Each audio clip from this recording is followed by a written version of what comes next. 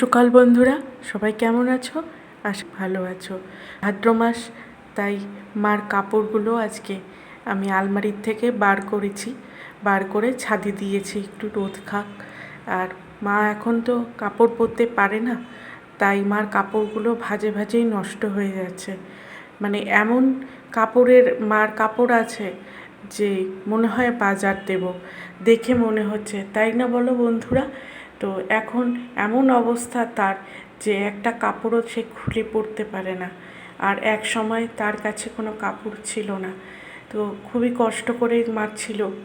তো যাই হোক, এখন তার কাছে অজস্র কাপড়, সে এখন একটা কাপড়ও তার গায়ে জড়াতে পারে না, পরতেই পারে না, বলো।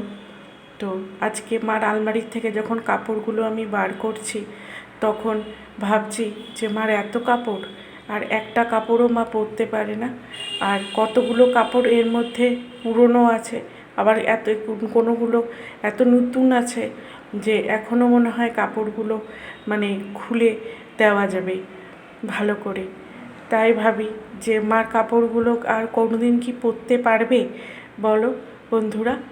তো মার এখনও অনেক কাপড় মা পরেনি, অনেক কাপড় মা পরেছে। হ্যাঁ, তাই আজকে যখন আলমারির থেকে আমি কাপড়গুলো বার করছি, তখন আমি ভাবছিলাম যে এত কাপড় মার, যে আমরা অনেক সময় বলে যে তোরাও পর কাপড়গুলো, ভাজে ভাজে কাপড় নষ্ট হয়ে যাবে। তাই ভাদ্র মাসের জন্য আমি কাপড় আজকে বার করলাম। করতে এসে মানে আমি নিজেই হিমশিম খেয়ে যাচ্ছি যে মার এত কাপড়, মানে কি বলবো বলো, কোন কাপড়টা নেই? ঢাকাই থেকে শুরু করে বেনারসির থেকে শুরু করে সিল্ক, সব আছে শাড়ি।